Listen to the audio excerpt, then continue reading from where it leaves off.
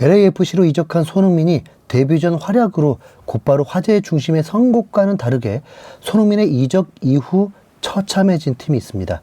바로 손흥민의 원소속팀인 토트넘인데요. 토트넘의 비극은 손흥민이 이적을 발표하던 날 그때부터 시작이었습니다.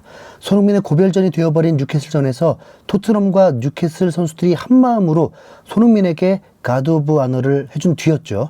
손흥민 교체 이후에 10분 뒤에 메디슨이 심각한 부상을 당해버린 겁니다. 필드 위에 쓰러진 메디슨은 일어서지 못하고 들것에 실려서 경기장을 빠져나갔는데 결국 오른쪽 전방 십자인대가 파열되면서 수술을 하고 거의 시즌 아웃이 되어버렸습니다. 유력한 토트넘의 플레이메이커 후보이자 주장 후보이기도 했던 메디슨이 이탈하다 보니까 토트넘에는 완전 비상이 걸려버린 겁니다. 이미 정신적 지주인 손흥민이 떠난 데다가 메디슨까지 예상치 못한 부상을 당해버려서 구심점을 잃을 위기에 처한 거죠. 당연히 축구적인 문제도 있지만 필드 밖에서의 리더십도 흔들리게 됐거든요. 그 결과가 바로 뮌헨전 0대4 대패입니다. 손흥민의 자리를 대체하기 위해 나선 브레넌 존스는 왼쪽 윙에서 완전 낙제점이었고 10번 자리에 선 사르 역시 키패스가 제로로 창의성이라고는 찾아볼 수 없었습니다. 토트넘이 만든 빅찬스는 단 1회에 불과했고 슈팅 개수는 4배가 넘는 차이를 보이면서 너무나도 무기력한 모습을 보였죠.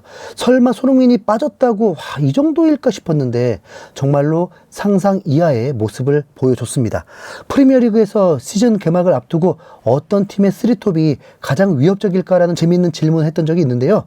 리버풀의 살라, 에케티케, 각포, 맨시티의 마르무시, 홀란, 셰르키, 아스날의 마르티넬리, 요케레스, 사카, 맨유의 쿠냐, 세슈코, 은베모, 첼시의 팔머, 페드로, 네투 등 기존 빅 시스템의 3톱들은 다 거론이 됐지만 손흥민이 빠진 토트넘은 외면당했습니다. 그 정도로 손흥민이 토트넘의 전력에서 차지했던 비중이 엄청났다는 거겠죠. 손흥민과의 이별을 머리로는 생각했겠지만 실제로 닥치고 보니까 그 후유증이 예상했던 것보다 훨씬 더 엄청난 상황입니다. 발등에 불이 떨어진 토트넘은 선수 영입의 속도를 붙여보려고 하고 있지만 손흥민을 대체하는 건 매우 어렵습니다. 최근 이야기 나오는 게 맨시티 소속의 사비뉴라는 선수인데 솔직히 애매하거든요. 지난 시즌에 프리미어리그에 교체 포함 29경기 그중에 득점은 단 1골이고 도움은 8개입니다. 시즌 전체로 확대해도 챔스에서 1골, 클럽 월드컵에서 1골을 넣으면서 시즌 전체 성적이 3골 11어시스트에 그쳤습니다.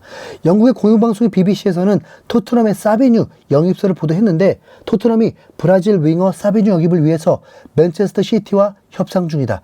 최근 며칠 동안 두 구단은 21세 브라질 국가대표 사비뉴의 영입 가능성을 두고 대화를 나눈 것으로 알려졌다. 협상은 아직 초기 단계이며 시티가 이적을 허락할지는 미지수다. BBC의 소식통에 따르면 맨시티는 사비뉴를 판매할 의사가 없으며 5천만 파운드 이상을 원하고 있다라면서 토트넘이 최소 하나로 930억 원 이상을 써야 사비뉴 영입을 시도할 수 있을 거라고 봤습니다. 쿠두스가 5,500만 파운드였으니까 사비뉴도 거의 그에 근접한 돈을 줘야 되는 건데 솔직히 그 정도 급이 되는지는 모르겠습니다. 사비뉴가 브라질 국적이다 보니까 브라질에서도 1티어급 신뢰도를 지닌 언론이라는 글로보에서도 토트넘 이적설을 다뤘는데요. 사비뉴가 이번 유럽 이적 시장의 주인공이 됐다. 이 브라질 선수는 토트넘의 관심을 받고 있으며 그를 맨시티에서 영입하기 위한 협상이 이미 시작됐다. 선수는 이적에 동의했고 현재 두 구단의 합의를 기다리고 있다. 거래 규모는 옵션을 포함해서 약 7천만 유로 수준이 될 것으로 보인다. 이 협상이 장기화되지는 않을 것 같다라면서 BBC가 언급한 이적료와 비슷한 수준으로 이적이 결정될 거라고 봤습니다. 그러나 사비뉴를 영입하는 건 그러다 치고 실제 그 활약이 손흥민의 빈자리를 채울 정도냐 그렇게 보면 사실 매우 힘들어 보입니다. 솔직히 토트넘이 빅6라고 불리게 된 게 결국은 포체티노 시절 형성된 데스크 라인의 강력함 때문이었다고 봐도 되잖아요. 마지막 데스크 라인이었던 손흥민까지 떠나면 토트넘 공격수들 중에는 월드 클래스는커녕 리그 엘리트 수준도 없다고 봐야 합니다. 그나마 솔랑케나 쿠두스가 커리어 하이일 때 손흥민과 비빌만한 좀 수준이었던 걸 빼면 왼쪽 윙에 설 수 있는 텔, 오드베르, 존스는 물론 사비뉴가 오더라도 택도 없이 부족하죠. 그래서 허겁지겁 잠시 중단됐던 에제까지 다시 영입하려고 시동을 걸었다는데, 에제에게 걸려있던 6,800만 파운드의 방출 조항은 지난 8월 1일자로 만료가 됐습니다. 어쩌면 그보다 더 싸게 영입할 수도 있지만 6,800만 파운드를 내면 묻지도 따지지도 않고 에제와 영입 협상을 할 수 있었던 기회는 이미 날아가 버린 셈인데요. 그 사이에 에제가 소속된 크리스탈 팰리스는 놀랍게도 리버풀과의 만난 커뮤니티 실드에서 승리하면서 트로피를 추가했습니다. 이로써 에제가 이끄는 팰리스는 맨시티도 꺾고 리버풀도 꺾는 저력을 보여주면서 토트넘보다 더 강해 보이기도 하죠. 네. 이런 상황에 에제가 토트넘으로 이적하려면 얼마나 많은 돈을 써야 할지 모르겠습니다. 일각에서는 에제와 사비뉴까지 영입하면 토트넘이 새로운 데스크 라인을 완성한다는데, 도미닉 솔랑케의 D, 에제의 E, 사비뉴의 S, 쿠두스의 K까지 오라, 네, 데스크가 된다고 합니다. 네. 현재로서는 D와 K 말고는 아직 상상에 불과한데, 이게 다 이루어져도 빅6 진입이 가능할지는 여전히 미지수라는 게 함정이죠. 팰리스가 최근 스포츠 중재재판소의 판결로 최종적으로 유로파리그 출전이 무산되고 결국 컨퍼런스행이 되면서 에제가 챔스 무대를 원할 확률이 높아졌긴 합니다. 네. 하지만 토트넘이 사비뉴와 에제를 영입하려면 최소 1억 1천만 파운드 이상을 써야 되는데 그 정도 지출을 할지도 의문이네요. 네. 하지만 뉴 데스크 라인은 아직 상상에 불과하고, 토트넘의 앞에는 PSG와의 슈퍼컵이라는 빅매치가 기다리고 있습니다. 오는 14일 목요일 새벽 4시에 이탈리아에 위치한 스타디오 프리올리에서 또 하나의 트로피를 걸고 대결이 펼쳐지는데요. 원래라면 손흥민과 이강인이 맞붙는 코리안 더비가 성사될 수도 있는 매치였지만, 손흥민은 토트넘을 떠나버리고 이강인은 선발 출전은 물론 교체도 불투명해서 김이 다 빠져버린 느낌이 듭니다. 현재 체감상으로는 놀라울 정도로 한국 팬들의 관심이 떨어져 있다고 느끼는데, 솔직히 이제 이강인이 주요 경기에서 주전으로 뛸 수 있다는 기대감이 좀 낮긴 합니다.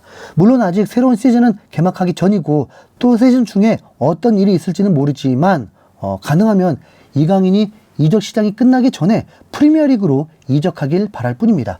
최고의 시나리오는 박승수가 있는 뉴캐슬로 이적하면서 한국인끼리 뭉치는 건데, 현재 뉴캐슬도 이삭의 이적 문제로 인해서 골머리를 썩는 중이라서 가능성은 잘 모르겠습니다. 이런 상황에 토트넘은 내부적으로 리더십의 부재를 확실하게 겪고 있습니다. 프랭크 감독이 경기 전 기자회견을 했는데, 여기서 비수마가 내부 징계로 인해서 이번 경기에 나오지 않는다고 밝힌 겁니다. 슈퍼컵에 출전하지 못하는 선수들이 누가 있냐고 묻는 기자의 질문에 솔랑케의 복귀는 긍정적이다. 내일 출전할 수도 있을 정도로 좋다.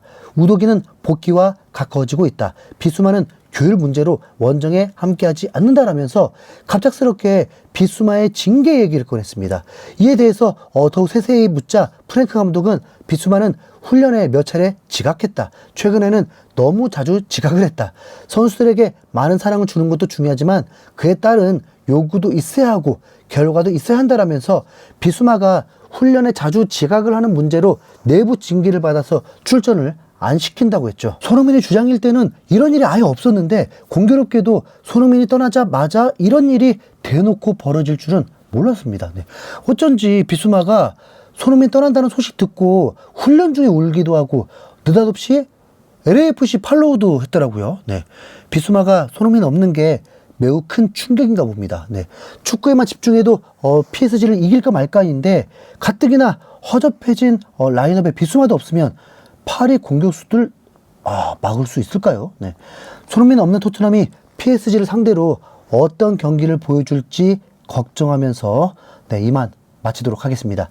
그래도 손흥민의 친정팀인데 너무 좀 망하는 건 마음이 편하지 않고 한 0대3? 네. 참. 이상 흰수염고리였습니다. 감사합니다.